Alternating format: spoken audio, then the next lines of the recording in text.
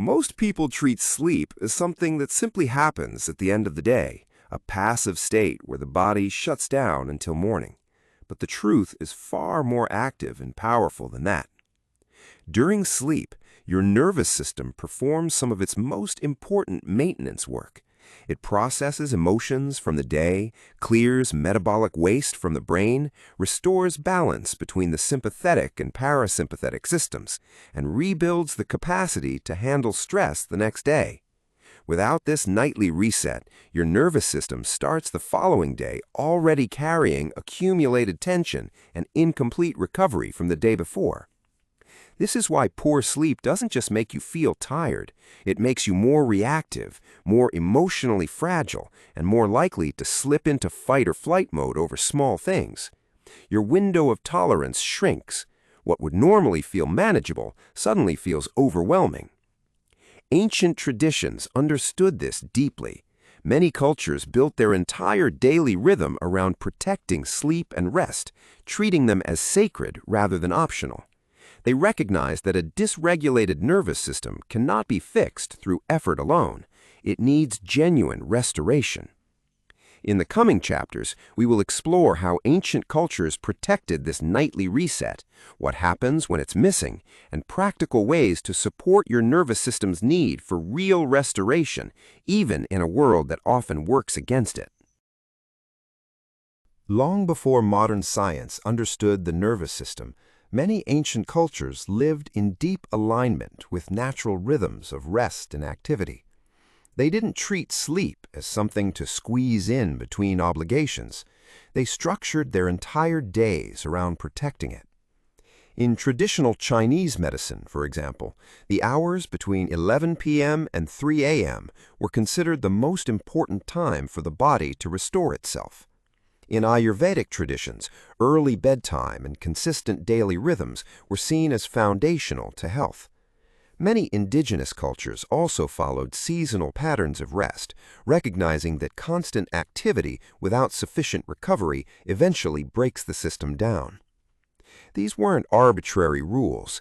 They emerged from careful observation over generations.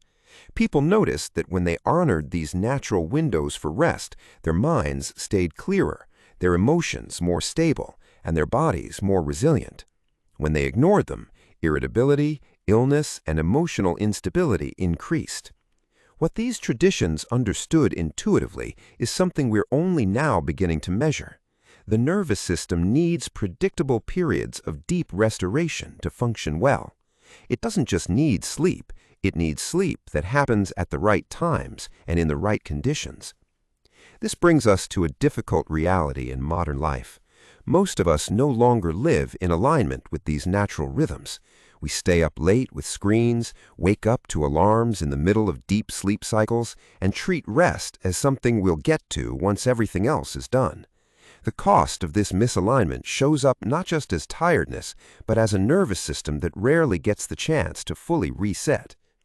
In the next part of this conversation, we'll look more closely at what actually happens in the nervous system when sleep is consistently poor or mistimed, even when we don't consciously feel exhausted.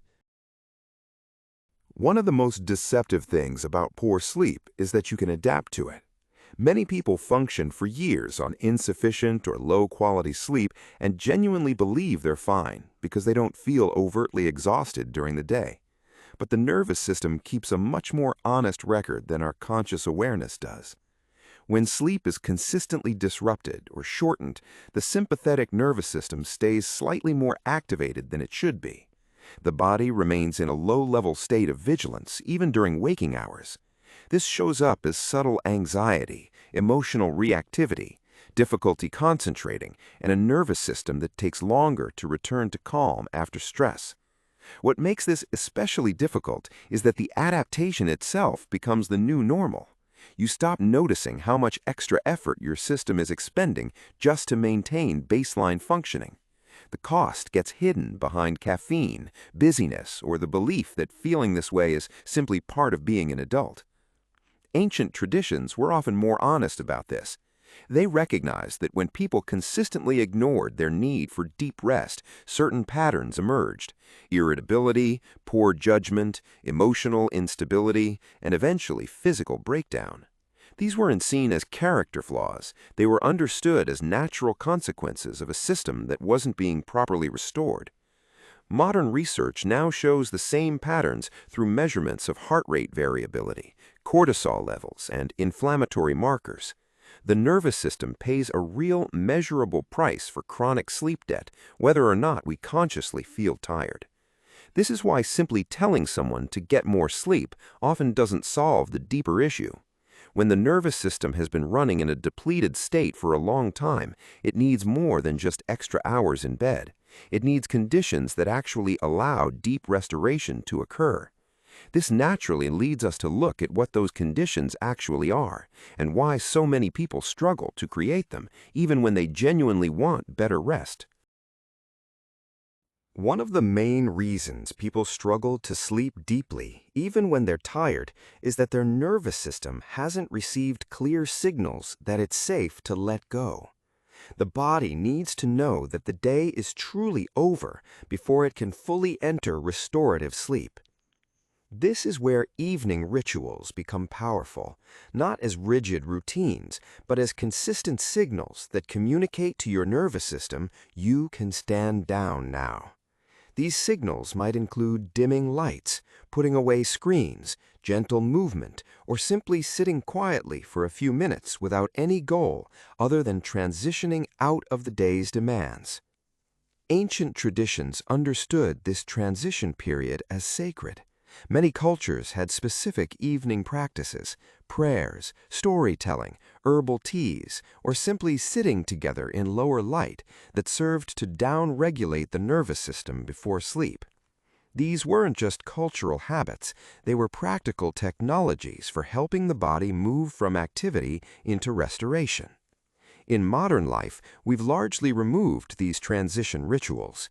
We go from bright screens and constant input straight into trying to sleep.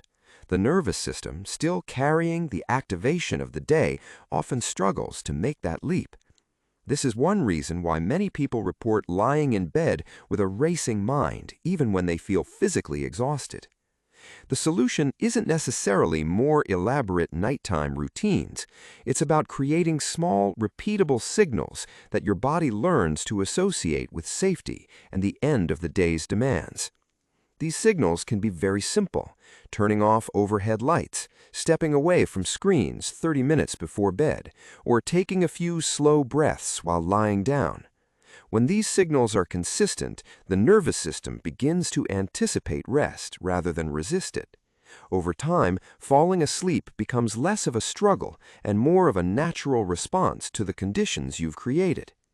This brings us to an important distinction: the difference between simply being tired and actually being able to rest. A common piece of advice given to people who feel exhausted is simply to sleep more.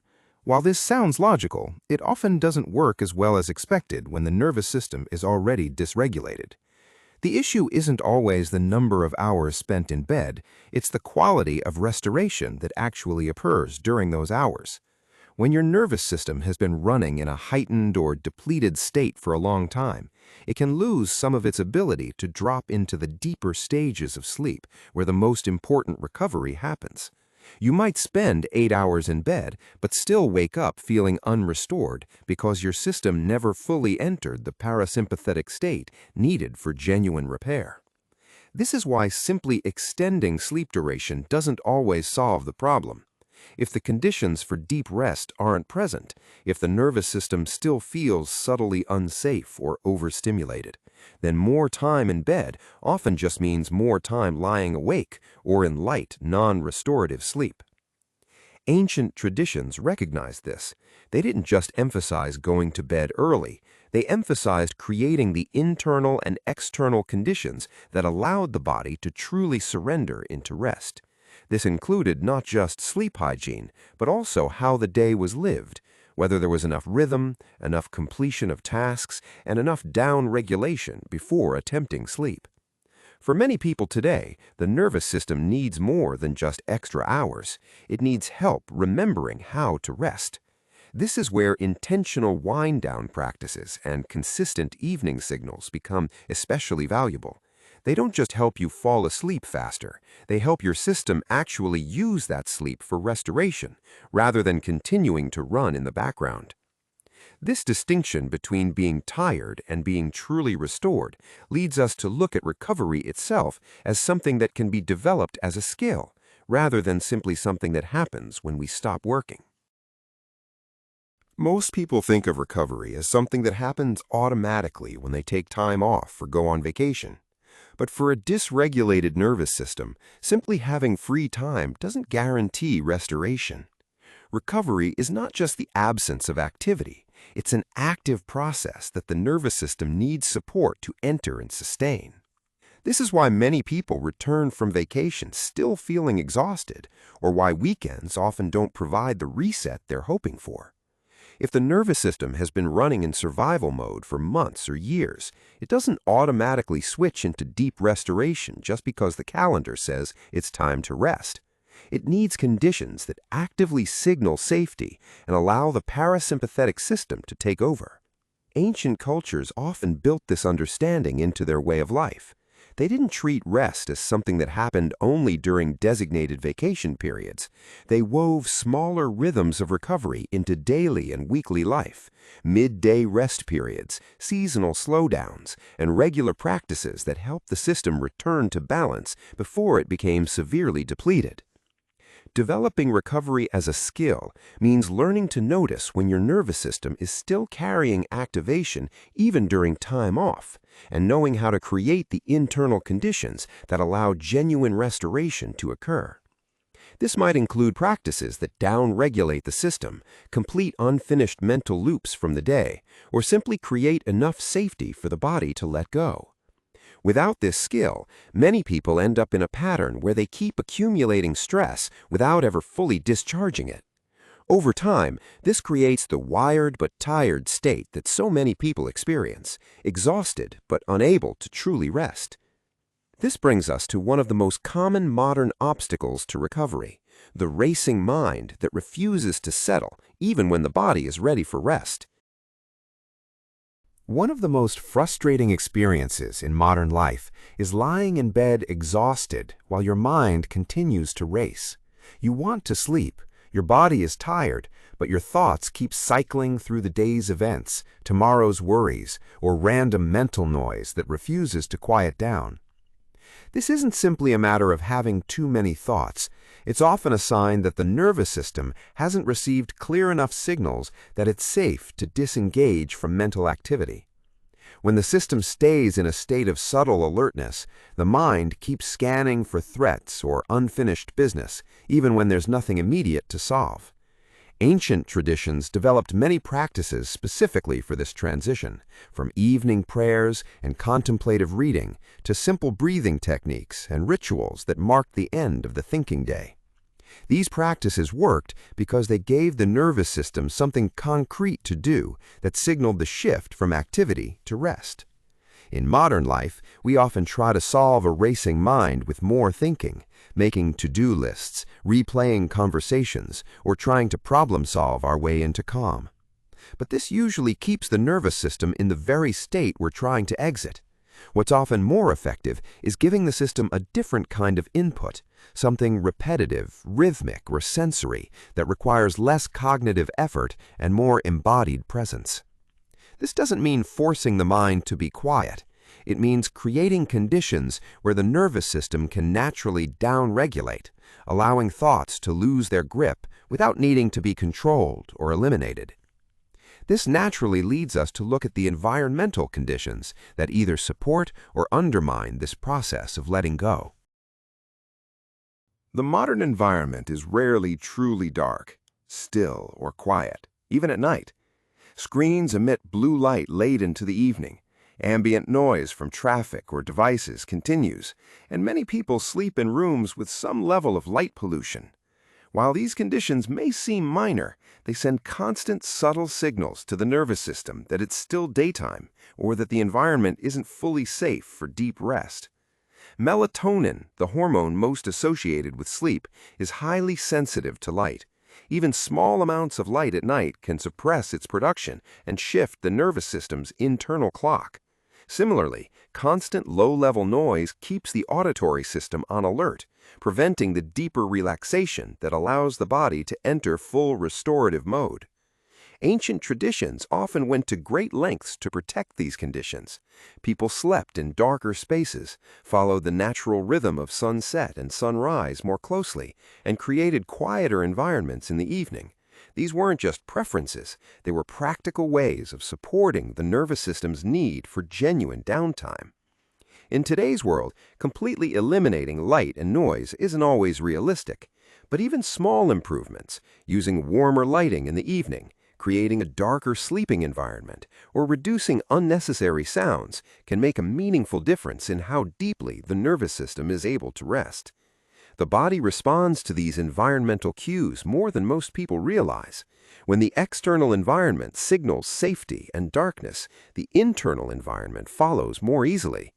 This brings us to one of the more overlooked aspects of recovery, the relationship we have with rest itself. For many people, rest has become associated with guilt, laziness, or something that must be earned through sufficient productivity. This relationship with rest makes it difficult for the nervous system to fully surrender into recovery, even when the opportunity is present. When rest feels like something you have to justify or apologize for, the system stays slightly activated. Part of you remains on guard, scanning for whether it's actually okay to let go. This subtle vigilance prevents the deeper restoration that only happens when the nervous system feels genuinely permitted to rest. Ancient cultures often had a very different relationship with rest. Many saw it as essential, not optional. Rest was not something you earned through hard work. It was part of the natural rhythm of being human. This cultural permission made it easier for the body to actually use rest for restoration rather than fighting against internal resistance to it. Rebuilding a healthier relationship with rest often requires examining the beliefs we carry about productivity, worth, and what it means to be a responsible adult. It also requires practice, intentionally choosing rest even when the mind offers reasons why we should be doing something else. Over time, as the nervous system experiences that rest is safe and allowed, it becomes easier to drop into it. The internal resistance softens, and recovery becomes more effective. This naturally leads us to the final piece of this conversation, seeing sleep not just as recovery, but as the actual foundation upon which long-term inner strength is built. Throughout this pillar, we've explored how sleep and recovery function as active processes that the nervous system depends on. We've looked at why modern life often works against these processes, what ancient traditions understood about protecting them, and practical ways to support restoration even in challenging conditions. What becomes clear when we step back is that sleep is not simply one healthy habit among many. It is the foundation upon which almost everything else depends. Emotional regulation, mental clarity, physical health, and the capacity to handle stress all rest on whether the nervous system is getting genuine restoration during sleep. When this foundation is weak, everything built on top of it becomes more fragile, no matter how much effort we put into other areas. When this foundation is strong, other practices and habits become more effective because the system has the capacity to actually use them. This is why protecting sleep and recovery is not selfish or indulgent. It is one of the most responsible things we can do for ourselves and for the people who depend on us. A well-rested nervous system is more patient, more clear-minded, and more resilient than one that is running on accumulated debt. The ancient traditions that honored rest weren't being lazy, they were being wise. They understood that inner strength isn't built through constant output. It's built through the rhythm of effort and genuine restoration, a rhythm that modern life has largely forgotten, but one we can still choose to reclaim. Thank you for walking through this pillar with me. If these videos have given you a new perspective on sleep and recovery, I'd appreciate it if you liked them and subscribed to the channel for more explorations of nervous system wisdom. What's one small change you're considering making to support your sleep or recovery? Let me know in the comments.